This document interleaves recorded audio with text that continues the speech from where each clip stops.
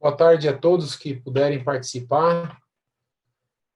É uma alegria continuar essa tarefa imerecida de divulgar um livro que é um assunto de conhecimento comum, né, que é com relação aos novíssimos. Então, para que a gente possa fazer uma boa apresentação e ter uma maior efetividade e de maiores frutos, vou rezar aqui uma oração invocando o Santo Espírito pelas mãos da Santíssima Virgem Maria. Em nome do Pai, do Filho e do Espírito Santo. Amém. Vinde, Espírito Santo, enchi os corações dos vossos fiéis e acendei neles o fogo do vosso amor. Enviai o vosso Espírito, tudo será criado e renovareis a face da terra. Oremos. Ó Deus, que instruísse os corações dos vossos fiéis com a luz do Espírito Santo, fazei que apreciemos retamente todas as coisas segundo o mesmo Espírito e gozemos sempre da sua consolação. Por Jesus Cristo, nosso Senhor. Amém. Nossa Senhora das Graças, esposa do Espírito Santo, rogai por nós. Bom, essa segunda apresentação é a segunda parte do livro, né, O Homem e a Eternidade, aqui com relação à profundidade da alma, ou tratado sobre os novíssimos do padre Garrigou Lagrange, Reginald Garrigou Lagrange. Esse padre da Ordem dos Pregadores, né, um dominicano, escreve muito bem, pensando normalmente como um dominicano e usando muito de fontes tomistas, né? Hoje, a primeira parte, a gente comentou essa questão da alma, do fundo da alma, onde que Deus tem maior efetividade em nos tocar, que é nesse fundo da alma, e outras relações do homem e da sua alma humana, ou seja, eu quero dizer isso, porque na primeira parte a gente falou do homem íntegro, e o homem integral é o homem de corpo e alma. Nessa segunda parte vai ser nesse momento tão... É até difícil, porque é o momento mais tênue entre que o homem deixa de ser o homem integral e passa a ficar o corpo de um homem e a alma de um homem, na verdade, uma alma espiritual. Sai dessa alma animal, mais racional, que é essa que temos, né, com o uso da razão, para uma alma puramente espiritual. E aí vem grandes diferenças do que temos para a nossa condição. E essas diferenças não são só com relação a como vemos a realidade. Aliás, passamos de maneira aqui muito breve, né, fazendo esse primeiro prefácio aqui, perdemos essa condição de usar a imaginação, de não ter as coisas de maneira plena na nossa mente, né? Temos que ficar elucubrando, decidindo coisas, como a gente sempre faz. As coisas são feitas de maneira muito decisiva e únicas. E o tempo perde a sua relação horizontal, né? Mas isso eu vou comentar aqui. Então, em pequenos capítulos aqui, será sobre a impenitência final, que é o maior problema do homem que não se converte no fim, a boa morte e a conversão em extremis, que seria a conversão no fim, né? Que Deus dá sempre essa chance, algo que Nosso Senhor, nessa hora, é difícil dar um termo correto, mas é como se Deus quebrasse a sua regra, né? Ele, nesse momento, ele não usa a justiça é plena, mas a misericórdia, ela tem uma espécie de sobreposição, ela passa a própria regra. Há algo que Deus, por uma infinita bondade, ele dá mais chances do que deveria, assim, do ponto de vista, pensando como na sua justiça. E a beleza, mais uma das belezas de Deus. Sobre a imutabilidade da alma, que a alma se torna uma coisa única, que não há movimento, ou seja, ela não vai saber algo novo, não deixa de aprender, não há mérito, não perde mérito, ela se estanca, eu vou chamar de snapshot. Infelizmente, o comparativo é um pouquinho ruim, apesar de que é um bom comparativo, agora tem, eu não sei se são novelas ou eventos que a pessoa, quando vai terminar aquele capítulo, a pessoa dá uma foto, a pessoa fica parada assim, muda de cor, tal. É mais ou menos assim que acontece. Só que, obviamente, que Deus normalmente não pega no susto uma pessoa nesse fim da vida dela. Mas ela se estanca nesse momento, eu vou comentar disso também. Qual é a decorrência desse estancamento? O juízo final e universal, né? O juízo particular, o juízo final universal e o conhecimento da alma separada. Aí eu mantive essa foto do cemitério da Consolação, que é o cemitério que dá essa beleza arquitetônica, mas mostra essas questões aí do fim da vida. Bom, Então, a impenitência final seria a pessoa que, de fato, em algum momento, no momento fim da vida dela, ela não se converte. Ela não se entrega a essa relação de estar em amizade com Deus, né? Eu vou passar aqui, não sei se eu consigo passar para cá. Deixa eu ver se eu passo um pouquinho para cá para eu poder ver melhor. Ah, ele vai para baixo. Então, ela tem algumas condições que ela pode fazer isso por vários motivos. Ela fala depois por uma covardia, por uma espécie de ignorância que seria, não é invencível, tá? Se fosse ignorância invencível, ela conseguiria ela não ficaria nessa impenitência, mas por uma ignorância que seria vencível, ou por malícia, né? Que é o maior dos problemas, é o pecado contra o Espírito Santo estricto sensu, ou seja, de fato, sendo formal, a pessoa de forma formal se coloca em condição de penitência final. É o que dizia São João Bosco, né, o Dom Bosco, com relação à pessoa que ele viu alguns alunos dele no inferno, sendo que eles estavam vivos. Então é como se essa pessoa já tivesse um buraco embaixo dela, né? Infelizmente, eu faço alguns comparativos de maneira muito simbólica, que não são realidades humanas, né? Mas não sei se vocês se recordam, um desenho animado, eu acho que, se não me falha a memória aqui, até pela minha idade, era do Tom e Jerry, que em um sonho o Tom se via no inferno, ele caía num buraco, né? No momento ele caía num buraco e era o Spike, que é aquele cachorro que é o inimigo dele, que era o capeta que ia atormentar ele. Na verdade, aquele sonho dele, fazendo um comparativo muito, muito, muito simplório, é essa condição, né? A pessoa se coloca nesse estado infernal ainda em vida. Então, é esse buraco que se faz em volta da pessoa, né? Então, esse é o grande perigo, porque o impenitente ele deveria procurar o arrependimento e evitar o quanto antes a postergação. Porque num instante a alma está no inferno. Ela já se coloca nesse buraco como no desenho animado. Está ali, está disposta. Ela já vive numa condição infernal. O que ela tem que é diferente é que ela ainda está no tempo da graça, do mérito e da misericórdia. E Deus permite tudo nesse sentido, e principalmente permite que ela não seja destruída e nem sofra uma consequência infernal, apesar de que ela já está atormentada. Uma alma nessa condição infernal já está atormentada mesmo em vida, né? E aí que está essas três condições essas três condições, né? Que é a pessoa ficar nesse evento, seja por ignorância, né? A pessoa fala, não consigo mudar, eu sou assim mesmo e não quero ser diferente. Ela fica por essa questão da malícia que eu coloquei. Deixa eu ver se eu consigo mudar um pouco, que está me atrapalhando a tela aqui, as fotografiazinhas aqui. Acho que eu consigo. Ok, beleza. Deixa eu ver aqui. Então, assim, e por malícia e por uma covardia, que a covardia é o outro problema, né? É aquela pessoa que tem uma espécie de escravidão com relação ao pecado, somente o pecado mortal. E isso traz uma outra consequência, que a gente não consegue, é uma coisa que a gente já ouviu falar, mas a gente esquece. Nós não conseguimos nenhum tipo de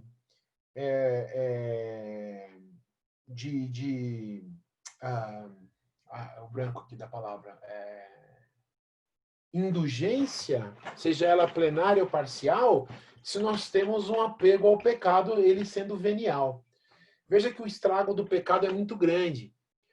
Uma vez a pessoa em pecado mortal, seja por um desses três pontos, que eu vou colocar depois novamente, seja ela por uma espécie de ignorância vencível, né? Seja ela por uma covardia, ou seja ela por malícia, sendo pior a malícia, que a malícia é o mais formal.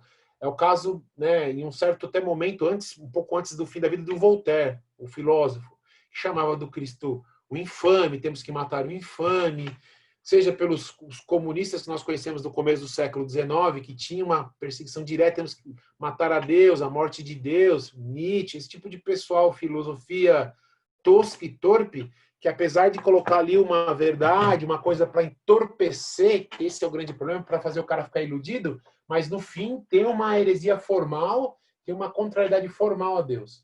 Esse é o tipo de por malícia. Veja que são as quatro condições do pecado mortal numa pessoa. Ela perde a inteligência, né? Essa perda, esse ferimento na inteligência do homem, né? Que não tem mais a ciência infusa, que tem dúvida, que erra e fica ali empedernido nisso. Então, esse é umas marcas do pecado original na pessoa e do pecado em si. Seja a malícia, que também o é, né? A malícia é uma é a quarta, que a pessoa vê o mal em tudo, e ou aceitar aquele ficar entorpecido mesmo, embebido nisso. Seja a pessoa aí sim a covardia, que é a escravidão, que tem a ver com a concupiscência, que seria um dos quatro aí, né? Que seria a inteligência, a malícia, a concupiscência e a ira, né? Mas a concupiscência e a ira estão muito, muito próximos também. Mas a concupiscência está nessa questão da covardia. Então, uma pessoa que tem, por exemplo, um vício, né? Que é o inverso das virtudes. Então, ela fica embebida no pecado, ela não consegue sair. Então, um caso de concubinato, né? Esse é o tipo da coisa que o camarada fica escravo do pecado. Eu falo camarada, mas pode ser um homem ou uma mulher, né? Uma pessoa de vida, de reputação ruim na vida, que tem uma vida depravada, ela ali, tá amarrada a isso, ela não consegue sair. Então, aí ela não sai por covardia, porque sabe que vai doer. Então, veja, são condições que você fala assim, poxa, parece que está longe de mim, mas o demônio tem a sua astúcia. Ele vai, se ele não a inteligência do anjo é muito superior à nossa, né? Veja que ele perdeu a graça, mas não perdeu a natureza. Então ele consegue saber por onde a gente vai errar. Se ele não percebe no que está muito evidente, ele vai por tentativa e erro e até que ele consegue encontrar. Parece longe, como eu disse, para alguns de nós aqui, que estamos aqui ouvindo isso, mas as coisas são dessa forma. E uma coisa que não se pode parar, que os padres admoestavam com mais frequência antigamente, é ameaçar. Né? Os padres têm que ter um modo de ameaçar, costumam ameaçar os impenitentes para que não deixe para a última hora a conversão. Porque Deus é misericordioso e dá a chance sempre. Mas o problema é que deixar para a última hora, não se sabe se nessa hora Deus permite que o coração seja endurecido. Até coloquei o exemplo aqui do faraó, né, do livro do Êxodo. Lembre-se, o Moisés ali tentava converter o faraó para libertar o povo, senão vai abrir, a situação vai ficar pior. Deus quer o seu povo de volta, volta para sua terra. Já ficou aqui o tempo suficiente, vocês não veem esse Deus que é único, né? Que é todo poderoso. E o faraó não cedia.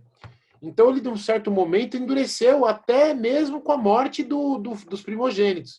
E esse endurecimento é quando Deus para, porque viu que não há mais jeito, porque Deus sempre sabe todas as coisas. E a gente, com esse costume de postergar, porque esse é o maior problema. Isso todos já fizemos de alguma forma. Postergar sair de um pecado. De alguma forma, seja ele até o venial, mas esta postergação sempre vai dando estragos na nossa vida, né? Então, tem que, às vezes, esperar uma graça muito maior de Deus para que a pessoa não saia desse tipo de coisa. Então, algumas das formas desse endurecimento que fica retardando, então, é por ignorância culpável, então a cegueira, uma torpeza.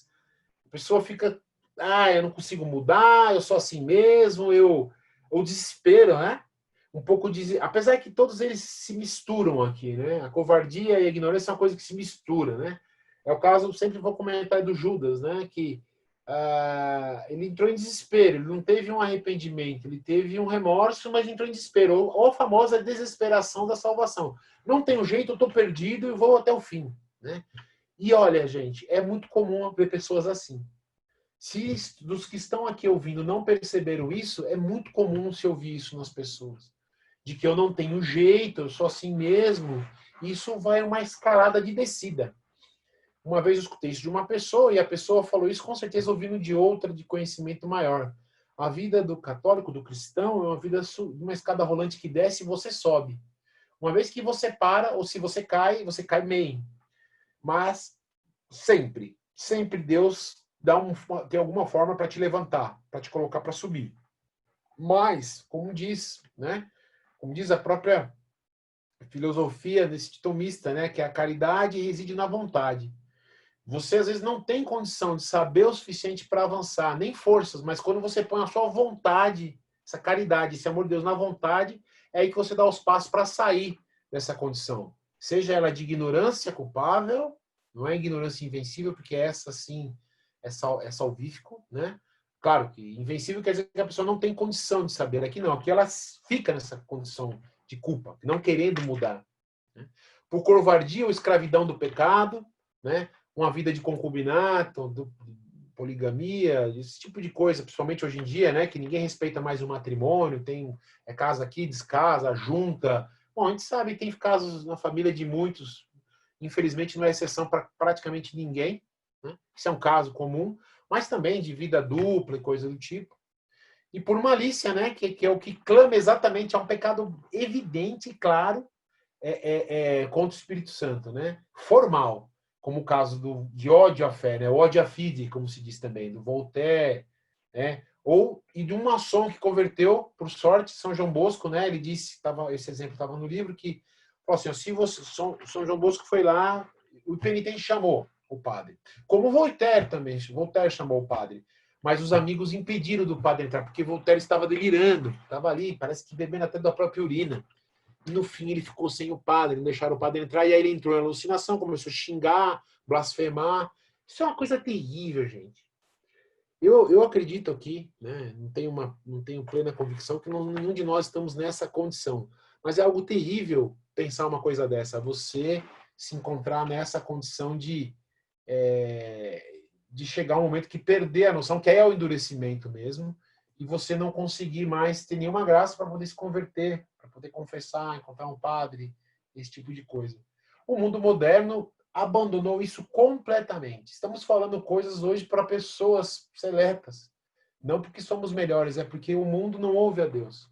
Aliás, já tem 2 séculos que Deus escolhe crianças para dar o seu recado. Essa é uma vergonha para a humanidade. Deus escolhe crianças para dar o seu recado há mais de 200 anos.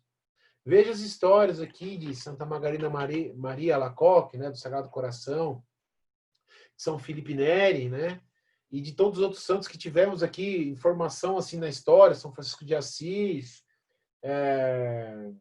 Santo Inácio, outros que tiveram condições de Deus ou a Virgem Santíssima aparecer. Há 200 anos que, talvez uma outra revelação, outra, né?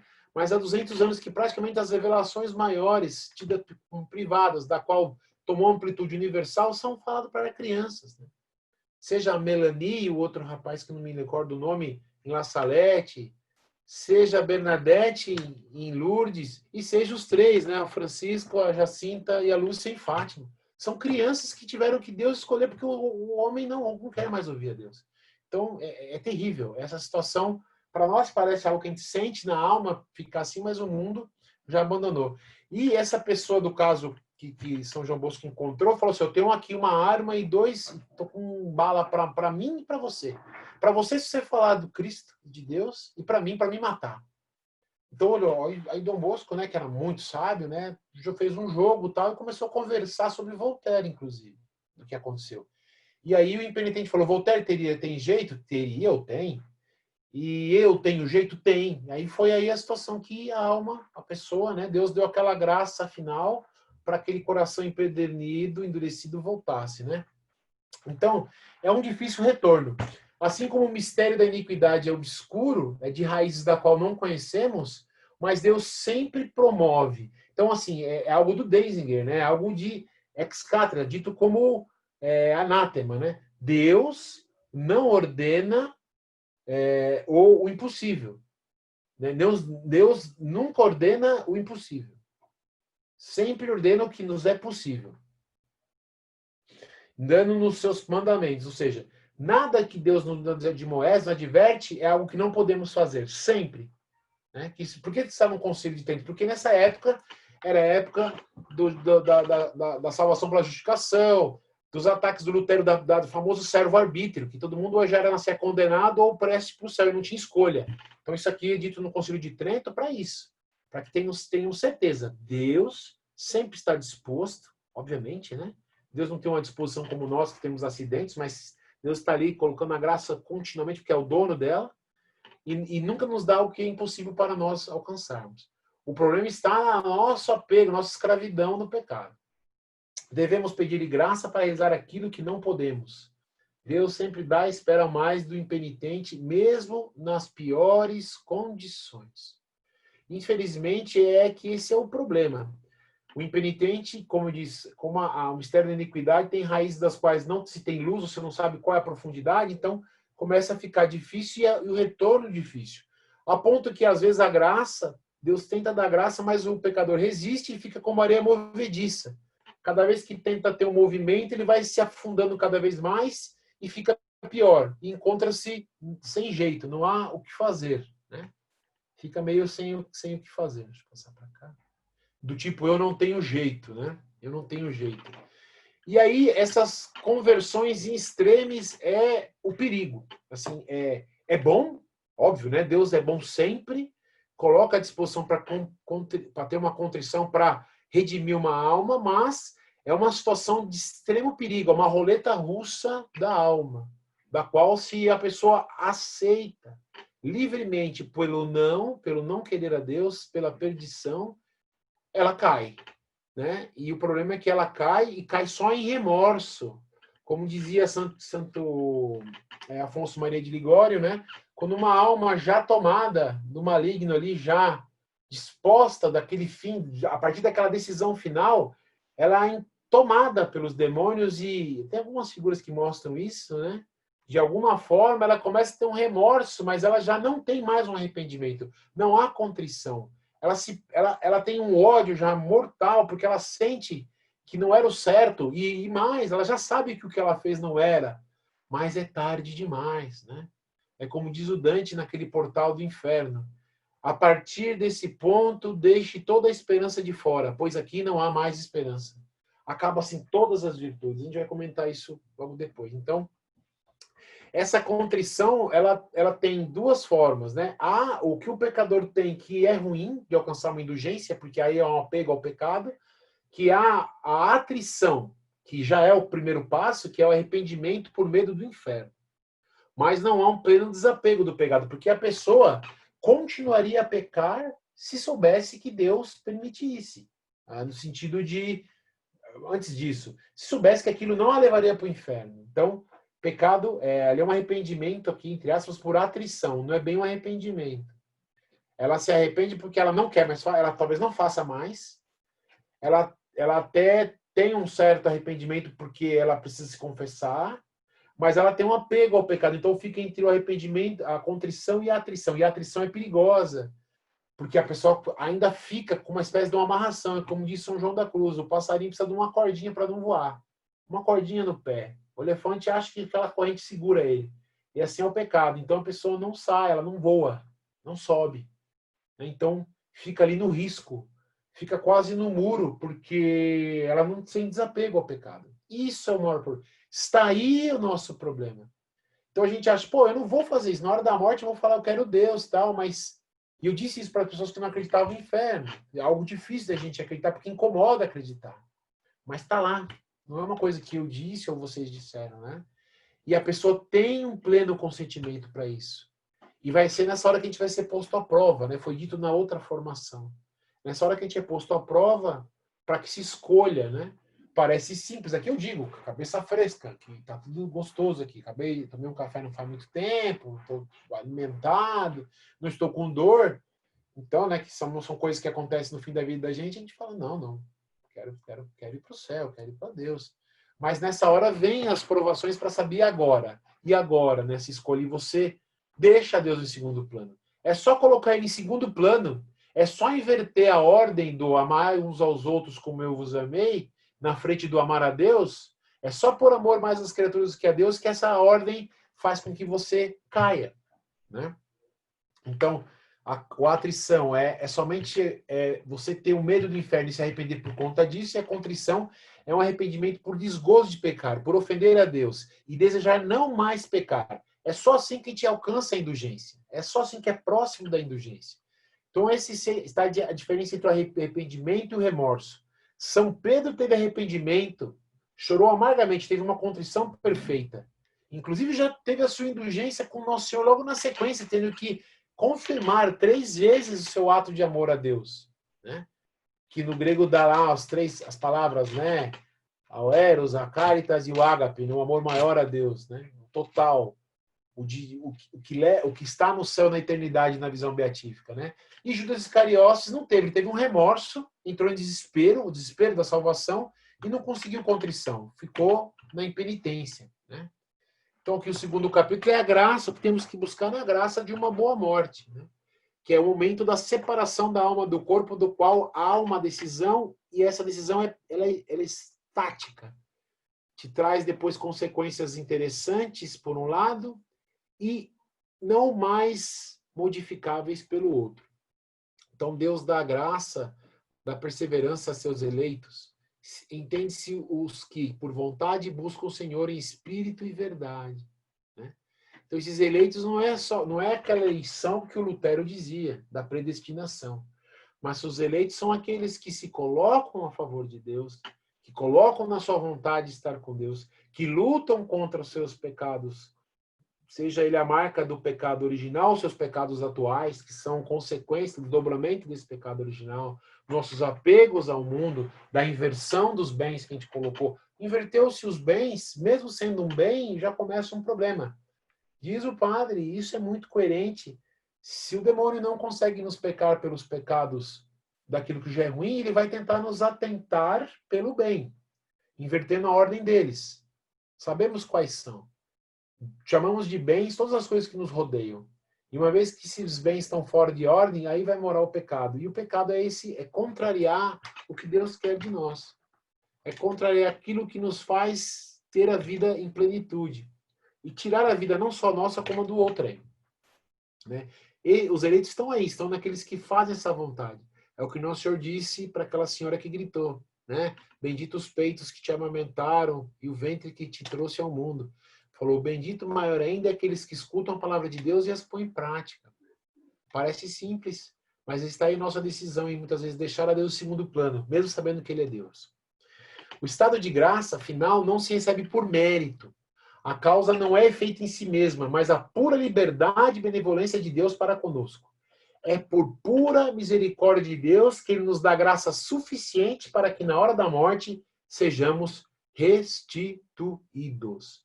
Não temos méritos por mais atos que temos aqui na terra de alcançar essa boa morte. Porque é certo, como dizia São Felipe Neri, que batia na testa, prostrado no chão, dizia, Senhor, toma conta de Felipe, porque se vós não tomeis conta de Felipe, é certo que ele vai nos trair. É certo que trairemos o Senhor no fim, porque seremos postos à prova. Nós temos essa marca maldita no corpo do pecado, que mesmo que não tenhamos parte com ele fazendo mais vezes na vida, nos deixou essa cicatriz. E a cicatriz desdobra em atos, muitas vezes, que no fim da vida, quando seremos colocados à prova, né, na outra primeira formação, falamos daquela famoso purgatório no fim da vida, é nessa hora que muitas vezes ficamos nessa corda bamba. Muitas vezes a dor, as doenças, né, as perdas de entes, essas coisas que fazem a gente ficar balançado. E é por pura misericórdia que Deus nos dá mais graça para que a gente não caia. Esse é o grande problema, o grande perigo, porque está aí a nossa perca, porque não temos essa visão. Às vezes ficamos, por isso que temos que rezar sempre, a todo momento, pedindo uma boa morte, fazendo atos de contrições diários, né? Nós que temos regra de vida, principalmente os congregados, que fazem uma contrição noturna, né? As orações da noite, é contínuo isso. E é difícil porque você faz com a cabeça fria. Então temos que fazer muitas vezes com a cabeça fria, para que quando a cabeça estiver quente, tenhamos mais condições. Virtudes naturais se adquirem pela prática. E as virtudes infusas é por muito rogo, né? Por muito pedido a Deus, pelas mãos da Virgem Maria, por aqueles que estão mais próximos de Deus, para que nos dê mais graça para aquilo que a gente imerecidamente possa receber no fim da vida. Doenças e mazelas muitas vezes são benesses para que Deus não permita que uma alma se perca, né? Então, muitas vezes, por isso que Deus muitas vezes faz para algumas pessoas, né? Deixar elas, vamos dizer assim, mais vezes doentes, para que, ou permite as doenças nessas pessoas, né? Para que elas, por exemplo, possam não se perder. Às vezes é essa hora que a gente às vezes não entende, né? Uma pessoa que nasce com uma deficiência, uma comorbidade aí que dura a vida toda.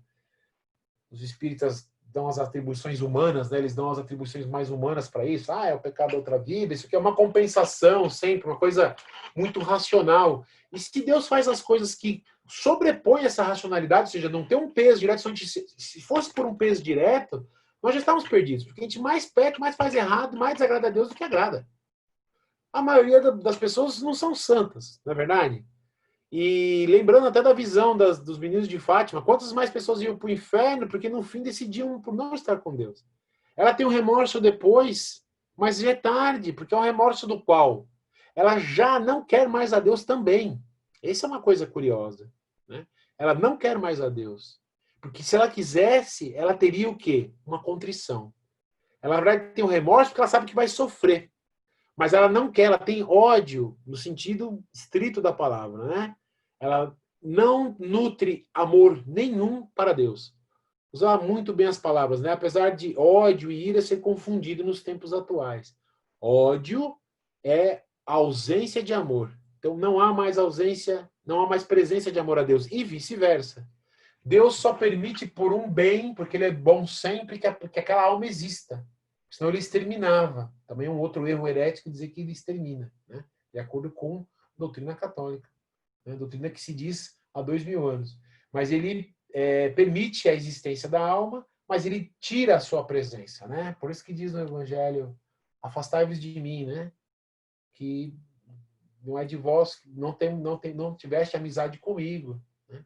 Quando eu estava com fome de comer, sede de beber, não estava andando me vestisse, aquela, vocês já viram várias vezes aí, muitas homilias. Então, aqui dizia Tobias, né, que é do Antigo Testamento, servi fielmente ao Senhor e busquei fazer-lhe o que lhe é agradável, que era agradável, né? Estou falando no passado ali com o interlocutor. Recomendai que façam a justiça, esmola e caridade, bendizendo a Deus o tempo todo. Essa é outra coisa que o mundo moderno não aceita. O mundo moderno, por uma questão de consciência, de fazer aquilo um bem, mas com uma espécie de livramento de consciência, faz um bem ao outro, mas nunca pensando que se faz por amor a Deus. Porque tudo que a gente faz pensando assim é sempre um amor próprio, e é um amor estéril, egoísta, pensa na compensação. Enquanto que a Deus não. Deus espera que façamos por amor a Ele, para Ele dar o que está escrito na sequência. Gratia, gratum, fatins. Deus nos dá a graça para que sejamos agradáveis a Deus. Porque Deus, se não nos dá essa graça, Ele não nos suporta. Não, entenda, não suporta porque nós somos ruins. Nós somos ruins, só fazemos o mal. E Deus é o sumo bem, o puro bem. Para Ele é impossível ter parte com o mal. Então, nos dá uma graça para nos dar uma capa, para que nos faça agradáveis, né? Que Deus, a tradução aqui muito feita para interpretação é que Deus nos deixa agradável para que nos veja, para que esteja conosco, nos faça agradável para que esteja conosco. Veja a nossa situação, né? Veja a consequência do pecado de Adão. Então, no momento da morte, o justo encontra, dá sentimento à justiça. Não somos iguais, mesmo para Deus, pois Deus dá o pago a cada um como merece. Então, o justo sabe se ele está sofrendo é porque ele merecia, ou se não merecia, ele faz aquilo para agradar a Deus, para unir as suas dores às dores de Cristo, como diz São Paulo, né? O justo aceita essas diferenças e vive com resignação, inclusive na hora da morte, que é a coisa que o mundo moderno aqui não entende. Renega a dor. Ninguém gosta de ter dor e sofrer. Ninguém aqui é irracional. Mas o problema está em como transformar essa dor em uma coisa agradável para Deus. Usando outra coisa aqui mais popular, é fazer do limão uma limonada. A gente não consegue ficar fazendo limão azedo, queimando a língua, dando afta na boca. É fazer uma limonada. E é difícil, digo por mim, eu sofri cirurgias não muitos anos atrás, e o mais pesado parece ficar mais difícil. Mas é um trabalho de muito esforço. Mas é algo que quanto mais você faz como virtude, sempre tem um passo a mais na sua vida. É um movimento nesse grande jogo, né? Com a maior liberdade de expressão aqui, porque não é um jogo direto, que não é uma coisa tão... há um caminho, Deus dá um caminho seguro para o céu, né? Então, como diz Santo Antônio Maria Claret, mas que a gente vive e vai dando passos para frente, né? o Espírito Santo, do justo aqui, lhes dá o testemunho de que somos filhos de Deus, especialmente nos momentos derradeiros. Deus não dá uma cobra àquele que pede um ovo, pede um pão, como diz na Escritura, né? Então, é difícil a gente não pensar que Deus não vai nos ajudar ou ficar ali se entrando em desespero na salvação. É falta grave não nos advertirmos, né? Eu tenho muitos casos aqui de pessoas que eu falei, não muitas, graças a Deus, a maioria, eu fico, não sei se Deus vai manter isso na minha vida, ultimamente não tem ocorrido, mas eu estava gostando de, às vezes, de ser meio o padroeiro da boa morte de algumas pessoas, assim, de alguém me falar, eu chamar um padre para levar uma pessoa, porque a gente não pode ficar com respeito humano nessa hora. Tem que admoestar uma pessoa. Só vi um padre aqui. Eu tive um parente que eu falei, eu vi que ele estava morrendo, e eu falei, ele vai ficar com medo, não foi, morreu. Depois fui lá, deu o Ezequiel, o padre Ezequiel, mas e olha que o padre me disse, ele falou, que eu fui contar a história, ele falou, agora não tem diferença, e é verdade. Então a gente tem que estar preparado, sempre levando para a pessoa do tipo, tá morrendo, tá numa situação difícil, percebe? E olha, faça com toda a liberdade dos filhos de Deus. Eu já falei para a pessoa, inclusive parei, gente, carne da minha carne, que eu não estava com um problema grave, mas que eu percebi que podia começar e eu falei, nossa, a pessoa entrou em desespero. Mas Deus é bom. Não é que a pessoa foi lá e confessou? Então, conte com essa graça, porque Deus sempre nos trata como filhos e dá sempre mais do que precisamos. Buscar nesse momento o sacrifício, buscar nos momentos finais, principalmente aqueles que estão vivendo, e admoestar nossos amigos, para que sempre busquem o santo sacrifício da missa, porque é nessa hora que participamos, somos unidos ao sofrimento e ao sacrifício de Cristo. Onde está o sacrifício de Cristo nos nossos momentos atuais? No santo sacrifício da missa. É lá que o Cristo morre de maneira incruenta, coisa que o catecismo moderno também não gosta de dizer, porque essa é a beleza. Então, a gente indo em missa, principalmente quando está em momentos difíceis, eu tive muitas graças em missa, principalmente no momento de dor. E é maravilhoso, Deus dá alguns tipos de consolações que a gente só tem nesses momentos. Eu não tive mais aquela que eu tive naquele momento. Tal a dor que eu estava tendo. E unir sacrificial de Cristo nessa hora são só bens. Né? Então as pessoas, você está doente, não dá para ir na missa, tal. Claro, né? Tudo respeitando ali a sua condição. Não é para chegar em pedaços, né, na igreja, porque os outros vão ter que ajudar, isso vai atrapalhar os outros. Mas assim, sempre vem alguém para te tirar desse caminho, nessa rota santa. Né? Então tenta perceber isso, porque quando a gente une nosso sacrifício do Cristo, mesmo ele sendo uma gota d'água no oceano, Deus se compraz e nos dá sempre mais bens e graças. Né? Então, a prova final, né? Sempre posto à prova as nossas, isso foi dito outra vez, nossas virtudes teologais, né? É o ato de abandono que o padre Bossuet dizia, né? Se coloca nas mãos de Deus nessa hora com toda a força. São Vicente de Paulo lá, que segurava o credo no peito escrito, porque começou a ter dúvida de fé. E nessa hora que a fé, a esperança e a caridade é colocada à prova, né? No tardar de nossas vidas, como diz São João da Cruz, seremos julgados pelo amor. Se Deus é amor, o amor que irá nos julgar. Então, julgados pelo nosso amor a Deus, se foi sincero, julgados pelo nosso amor à nossa alma, pela nossa salvação, e julgados pelo nosso amor ao próximo. Todos os três atos de amor são importantíssimos, mas veja a ordem deles. A Deus, a nossa alma que custou sangue, custo de morte, e ao próximo, que também é outra alma. Nós não podemos aqui negligenciar essa por causa dessa. É o que acontece às vezes. Mas tem uma ordem. Deus está em primeiro. Nossa alma que pagou com seu filho na cruz a segunda e depois o irmão. Isso não quer dizer, né? Assim como a Trindade Santa não tem diferença de Deus, como diz o credo, né? Não há diferença, mas se coloca numa espécie de ordem aqui, mais por uma questão de geração, de processão do verbo, como diz São Tomás, mas são três importantes, não se dá para se perder nenhuma delas. Se tirar uma dessa, que é um tripé que cai, né? A sua condição de amor. O amor vai tirar, da sua lista, o amor vai te julgar e você vai ficar ruim. Né? Então, a imutabilidade na hora da morte, que ocorre, né?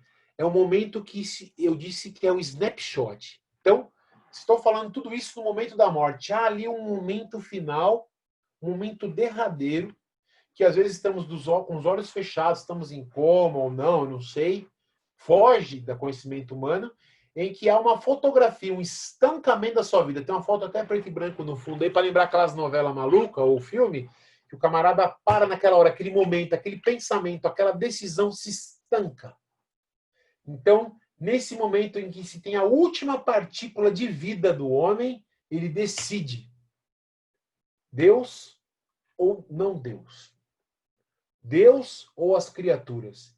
E aí, o homem deixa de ser homem, passa a ter uma alma espiritual que fica nessa plenitude, nesse snapshot, nessa última foto da decisão da vida dele.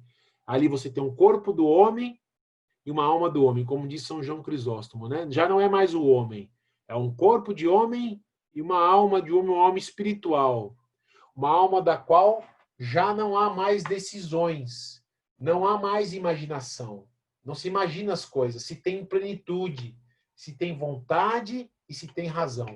Se é como um anjo, não com todo o poder de inteligência, porque a natureza angélica é muito superior à nossa, mas é como o anjo se vê só com a sua vontade e com a sua razão. Não há mais sensibilidade, não há uso da imaginação para poder interpretar e entender as coisas. Há-se o pleno conhecimento das coisas das quais são tocantes àquela razão. Há a ciência infusa. Não é mais do tempo do mérito nem do demérito. Salvação e perdição. Tudo ocorre nesse momento.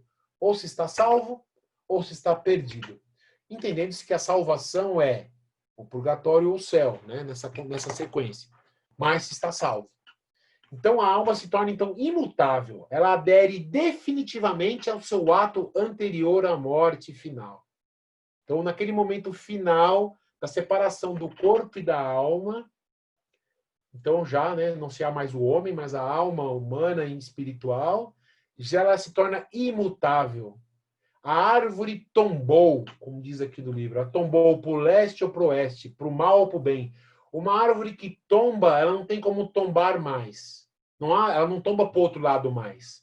Se ela tombou para o bem, ficará ali eternamente. Se ela tombou para o mal, ficará ali eternamente. Uma árvore tombada, já não tem mais vida humana, física.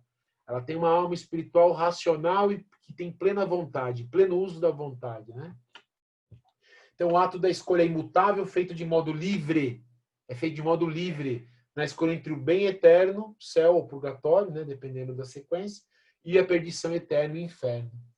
Imutável no bem, a alma é livre e iluminada, compreensiva e completamente tomada de ciência de todos os bens. Então, se ela tombou para o lado do céu, mesmo que ela passe pelo purgatório, ela já está livre, iluminada, compreensível, completamente tomada a ciência de todos os bens. A ciência lhe é infusa.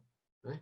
E a do mal se torna também imutável, obstinada no mal, escrava e refém do maligno, onde tudo é obscuro e imprevisível. O mistério das trevas ou o mistério da iniquidade. Não se sabe esse desdobramento com toda a plenitude, porque no escuro não se vê muito bem. Não é verdade? Então, ambas têm uma ciência infusa, sendo que, no caso da do bem, ela não perde as virtudes não se perdem, muito pelo contrário, se tornam plenas. As virtudes se tornam em plenitude. Enquanto que no inferno você tem pleno conhecimento de si, né? Tem uma ciência infusa, mas não há mais virtudes. Né? Então, a alma após a morte se mantém com uma certa ciência infusa como os anjos, ou seja, não há imaginação nem dúvida. Não se imagina as coisas, se tem plenitude na razão, no uso racional. Né? Como anjo, exceto na grandeza da inteligência. Uma vez decidida antes de morrer, não há mais retorno, mesmo que se fosse oferecido, pois a indecisão, já não há mais indecisão. Ela está obstinada. Tem o São Judas Tadeu, né? Mas Judas, o Iscariotes, quando saiu ali naquele momento, ele tinha chance. Podia fazer como São Pedro. Ele foi lá, jogou as moedas, ele podia. Ele disse, está na Bíblia, eu fui culpado pelo sangue de um justo. Há ali um remorso, só que não há arrependimento. Há uma autocomplacência ou essa obstinação, esse desespero da salvação. Esse é o perigo. Não tem mais jeito para mim.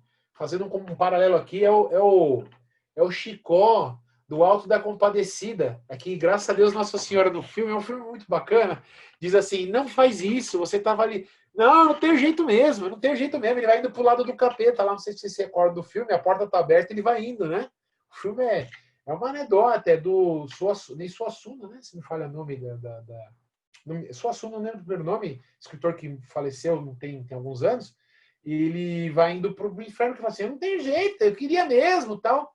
Só que ali, obviamente, é uma obra fictícia, né? Apesar que faz retratos da questão do juízo final, né? Do juízo particular meio final, porque tem um povo ali ainda que não seja assim, mas mostra a pessoa não tem mais nem que se dê chance. Ela sabe, ela já odeia, ela tem remorso porque sabe que sofre e que dói, né?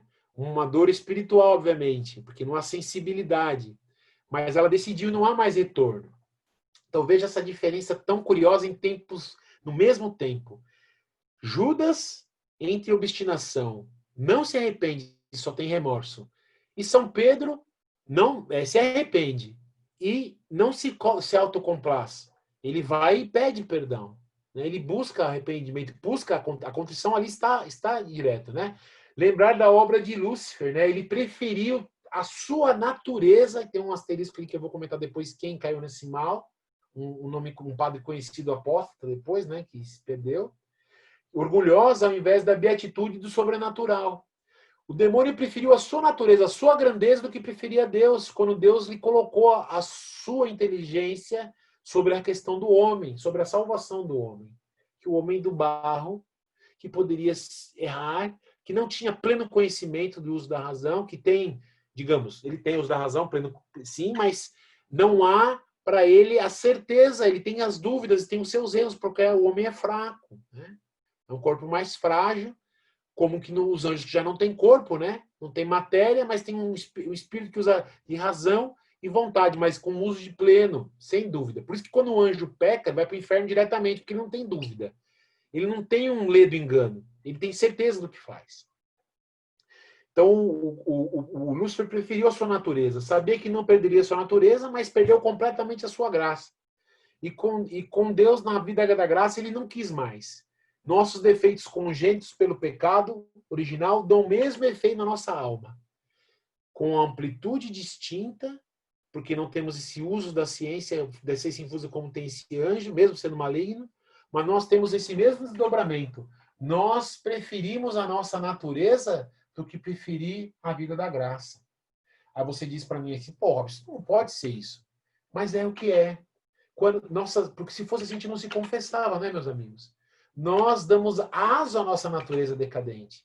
Na irascividade, na concupiscência, nos nossos apegos, nas trocas dos bens, subindo bens que são inferiores no lugar dos maiores, relegando a Deus em outros lugares da nossa vida, atingindo os nossos queridos por conta das nossas vontades, nossa raiva, seja o que for.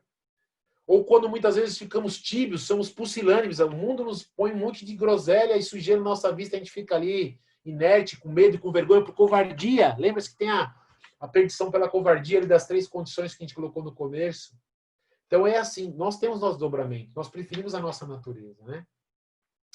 O naturalismo, a igreja naturalista, é o Lamennais, que eu não lembro, não sei fazer o francês, mas é o padre com esse sobrenome, do qual colocou todas as ações de Deus como uma ciência natural. E aquilo que não se provava do ponto de vista racional, ele era um racionalista, uma heresia moderna, ele não aceitava. E esse racionalismo fez entrar em apostasia. E morreu excomungado. Morreu mal. Morreu mal, porque o importante é morrer bem.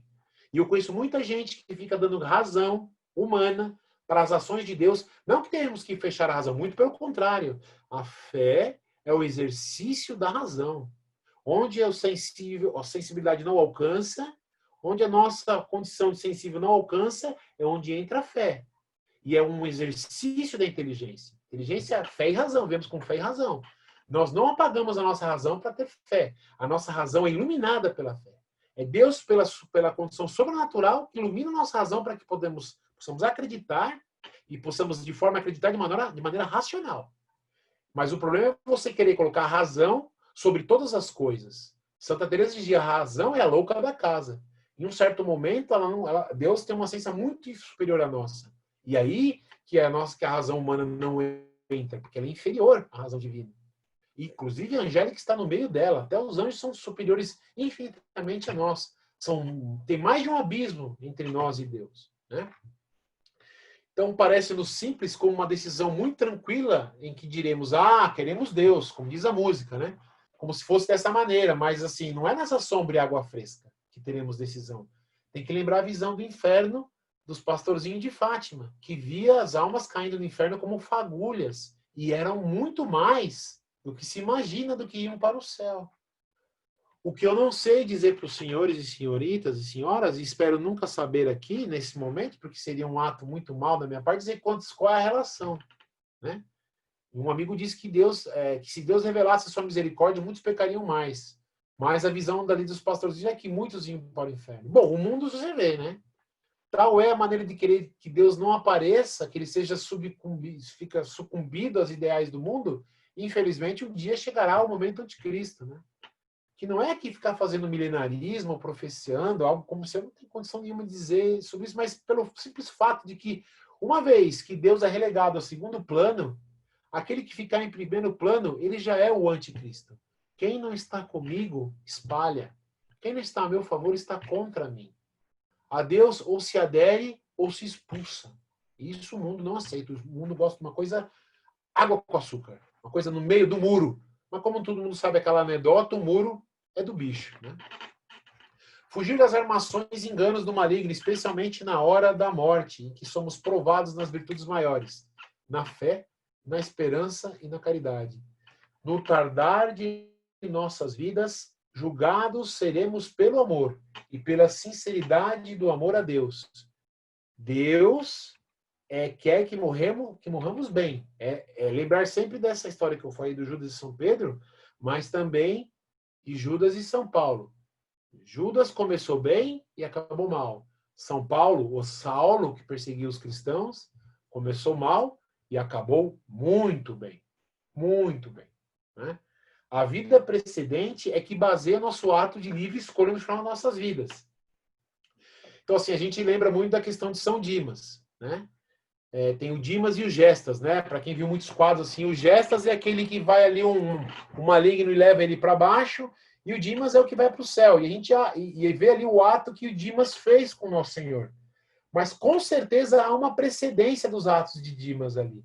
A tradição conta que ele que ajudou Nossa Senhora e São José a ir para o Egito, que ele foi o ladrão ali que fez uma espécie de capa ali para eles poderem passar tranquilos em uns lugares que eram difíceis. Nós não sabemos. Mas há um caminho de conversão, como foi dito na primeira etapa, né, na outra apresentação.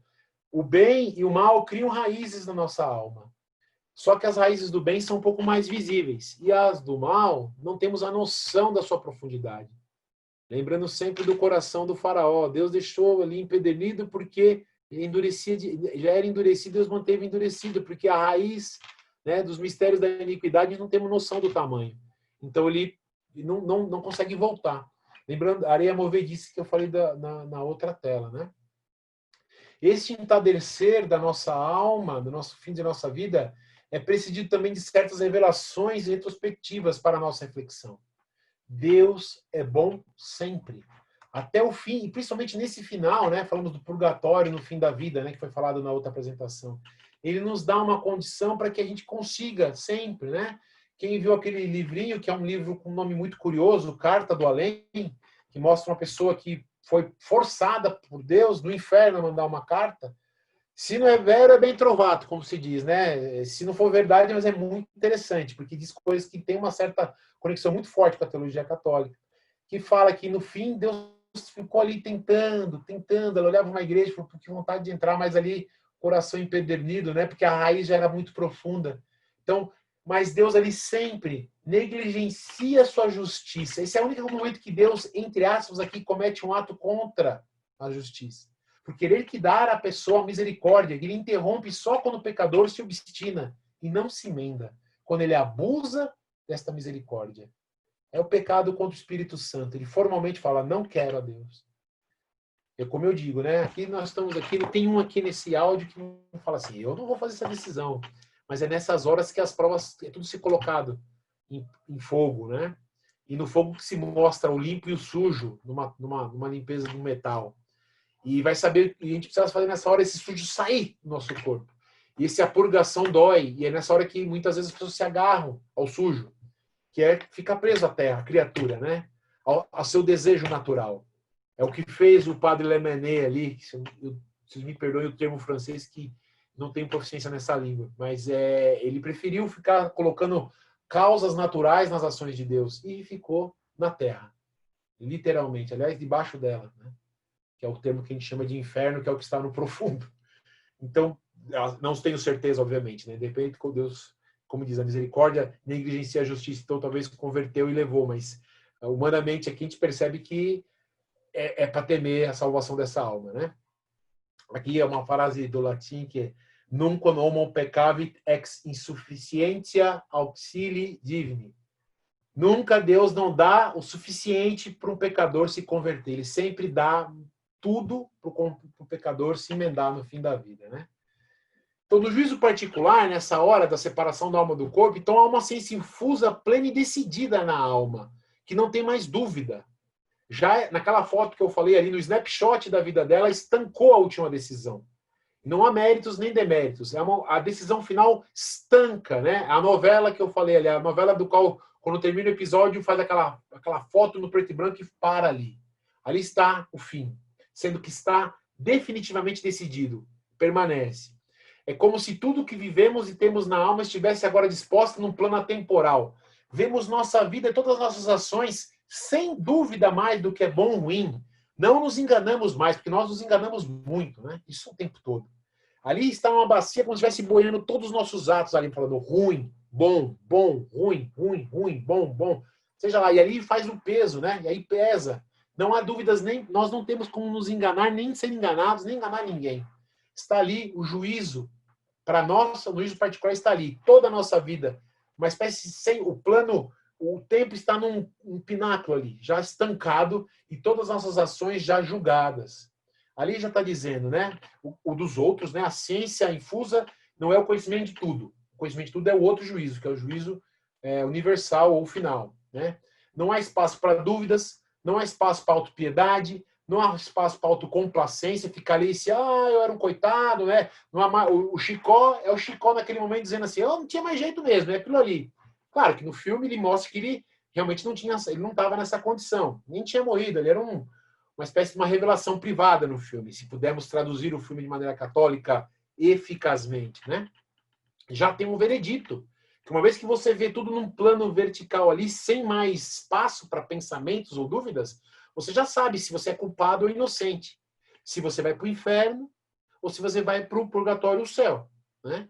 Nossos atos de puro amor, sacrifícios cotidianos, atos de piedade e misericórdia, nós ali somamos nessa bacia no fim das nossas vidas para que podemos ter peso para ir para o céu. Deus aceita de bom grado e aumenta nossas virtudes. A caridade reside na vontade. Por que eu estou dizendo isso? Porque temos defeitos. Então, quando nos confessamos, um bom padre não fica preso aos nossos defeitos. Porque os defeitos são coisas que para nós dá muito trabalho. A marca do pecado que tem é a cicatriz do pecado. Não é bem o pecado em si. Então, esses defeitos são coisas que a gente tem que ficar tratando e cuidando. Então, o padre vê o pecado, te dá a penitência por ele, te dá a forma de você se arrumar e fica dando conselhos de longo prazo para você poder sufocar os seus defeitos. Que nós, como disse São Francisco de Sales, a gente vai até o último dia lutando, degladiando contra nossos defeitos. Não nos enganemos, eles vão ficar conosco. O que temos que fazer com ele é amortizá-los, transformá-los em coisas menores para que essa graça e as virtudes. Por isso que a gente escuta isso, parece conversa de filósofo de o cara pede para mim só aumentar as virtudes, aumentar as virtudes. Está aí, meus amigos. Esse termo parece muito bonito, mas é com virtudes que nós fazemos que os defeitos sejam atenuados. O que são as virtudes? Os atos de vida, as virtudes infusas e as adquiridas.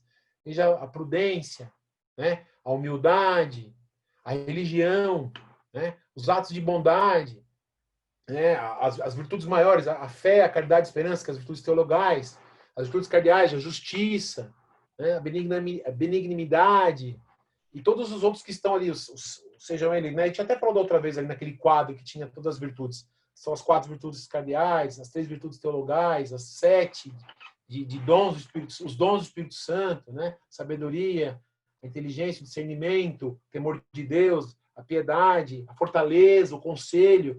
Tudo isso é o que a gente tem que fazer. E virtude humana, a graça e a natureza se compõem. As virtudes humanas, se a gente repete, a gente adquire e vai aumentando. E as espirituais, as infusas, que são de uma ordem não tão relacionada à nossa natureza, né, não são adquiridas, Deus vai dando em dobro. Ele é muito mais generoso do que a gente com o nosso ato de virtude natural. Ele vai dando sempre mais. Aproveitemos o tempo da misericórdia.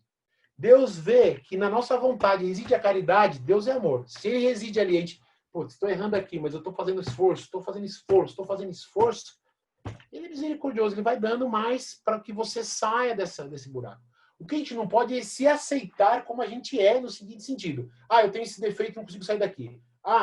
Esse é meu pecado, digamos assim, a gente diz que é defeito fundamental, tem um outro termo aqui, né? É uma espécie de qual é a sua marca, o que o pecado original deixou em você de maior falha, né? A gente diz que seria uma espécie de defeito primeiro, né?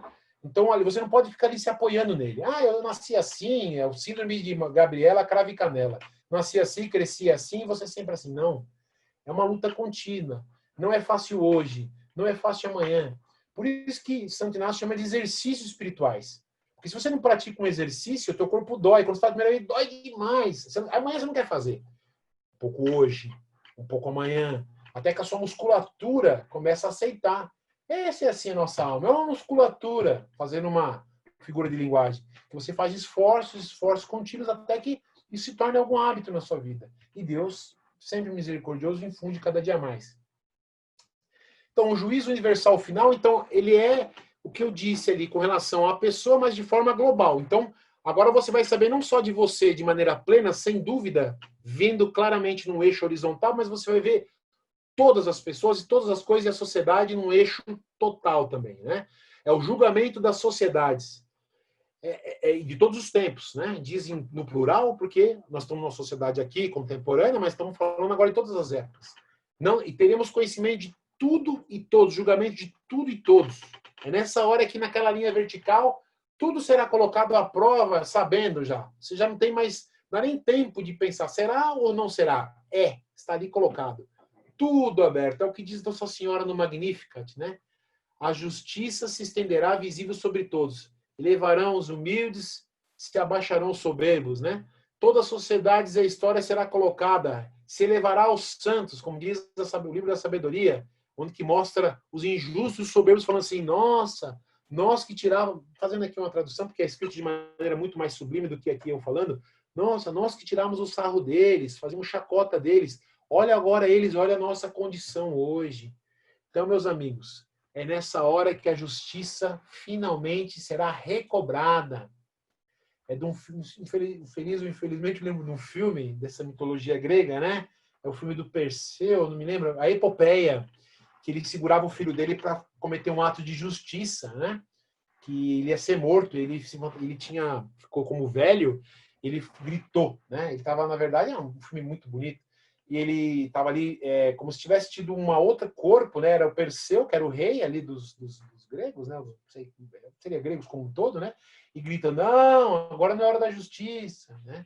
E no fim do filme ele fala, agora é a hora. Aí foi o filme é um filme, ali foi um banho de sangue, né? Porque ele matou todo mundo que queria matar o pai dele e tomar o trono do pai dele. Óbvio, né? Deus não funciona com esse pensamento de mitologia grega, que são deuses que têm raciocínio humano, inveja, e outras coisas mais. Mas é nessa hora que não há mais a alegria dos justos, né? Será recobrada a justiça. Quem sofre de ver as injustiças, de ter dúvida. Não sei se fulano fez isso porque era mal.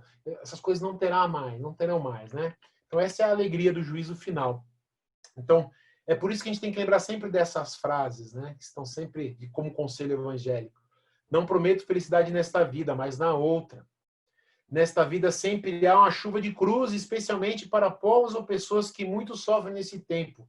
E infelizes serão aqueles que vivem sobre a chuva de diamantes.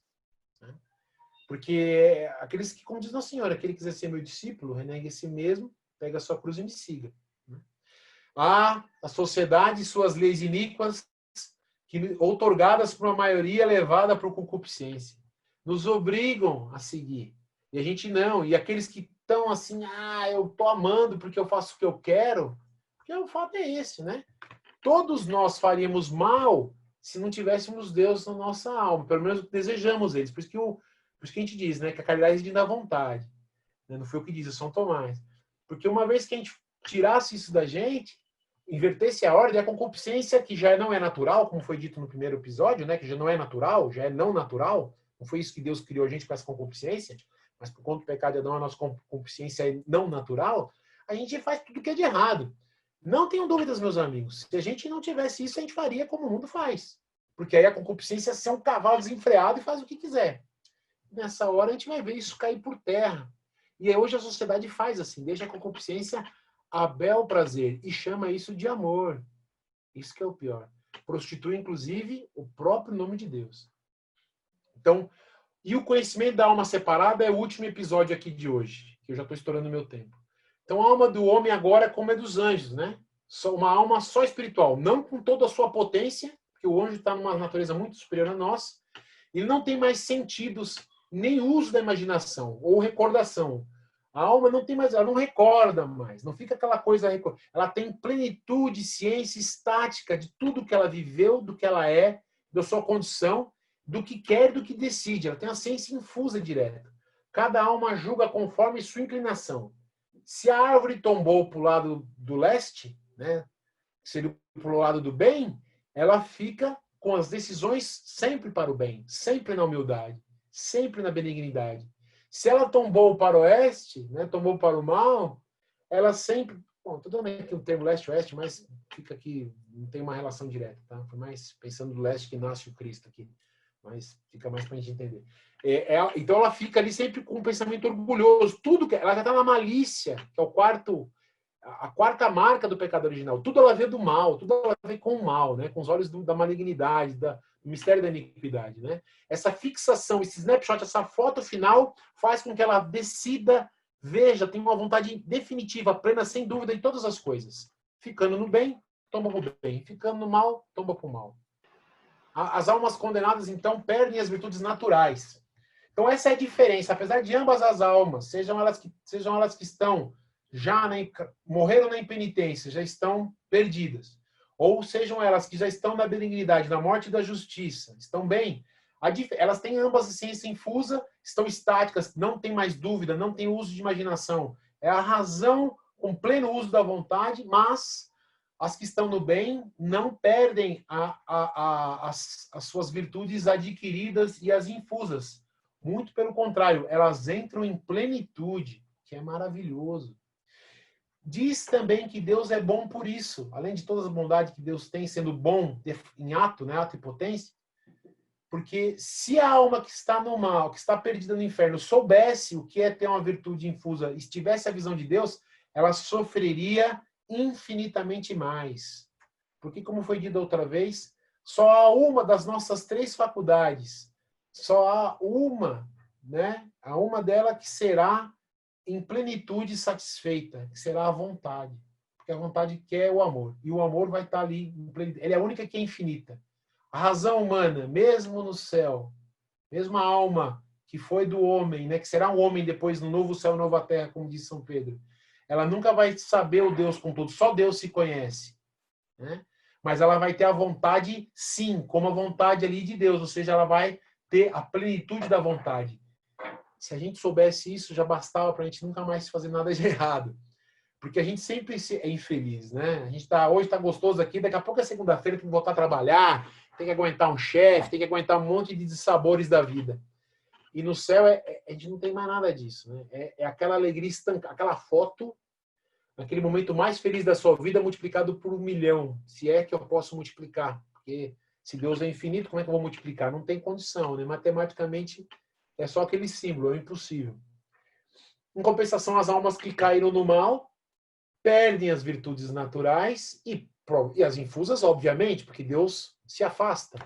Então, essa é a maior desgraça.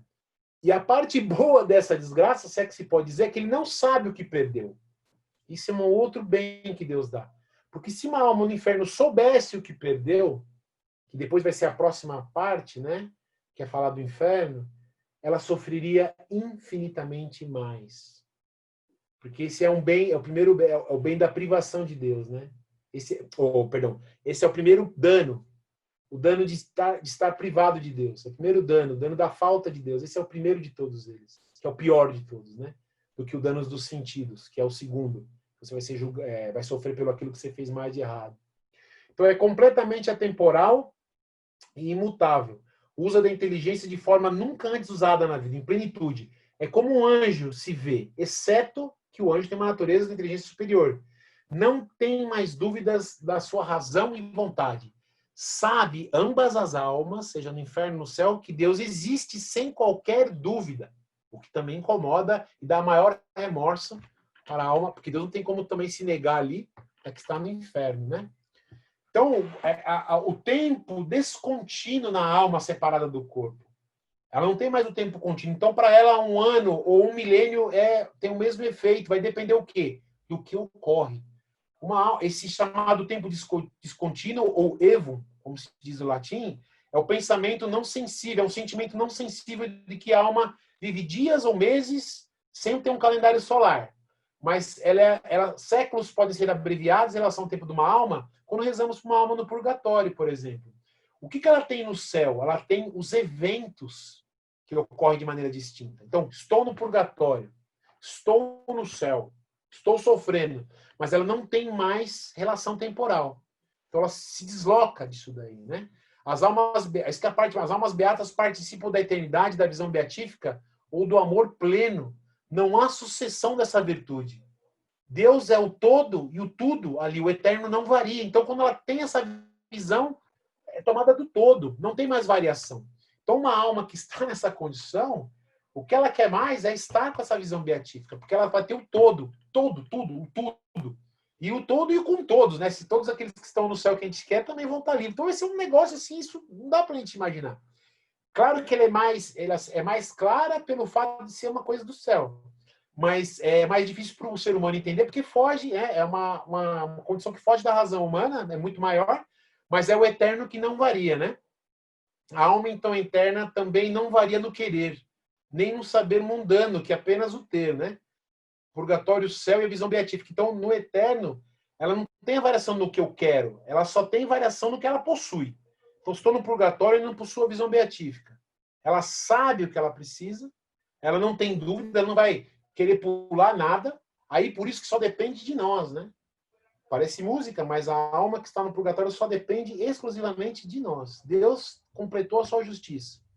A alma sabe, porque essa questão da alma separada, qual está nesse snapshot aí que não há mais dúvida, ela tem pleno uso, ela tem uma ciência infusa, ela não pode imaginar nem ter autocomplacência. O que sobra? Sobra para aqueles que estão no tempo da graça e da misericórdia. E quem são? Somos nós. Então, só nós podemos fazer bem para as almas que estão nessa condição. Daí um pedido, né? Que nós possamos fazer com que essas pessoas possam alcançar o céu quanto antes, né? Mover-se para o cimo desta atemporalidade, tal a visão do Monte Tabor que se encontram os santos, né? Uma foto atrás do Monte Tabor ali em Jerusalém e uma cúpula da igreja, né? Que esse é o momento em que São Pedro, São Tiago e São João teve desse momento de estar nesse pináculo, né? Que eu não tive. A figura certa seria um grande cone em que a gente, nesse momento da alma separada, ela fica no ponto de cima do cone, vendo a vida como um todo embaixo, né? Vendo a vida como um todo ali e vendo tudo o que aconteceu, vendo de cima, já sabendo o julgamento de todas as coisas, sabendo que ali está todas as coisas, né?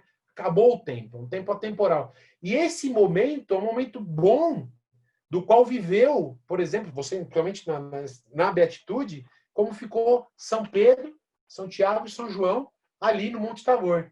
Ali é o momento do qual Deus deu um pequeno espaço da alma separada do corpo ali, né?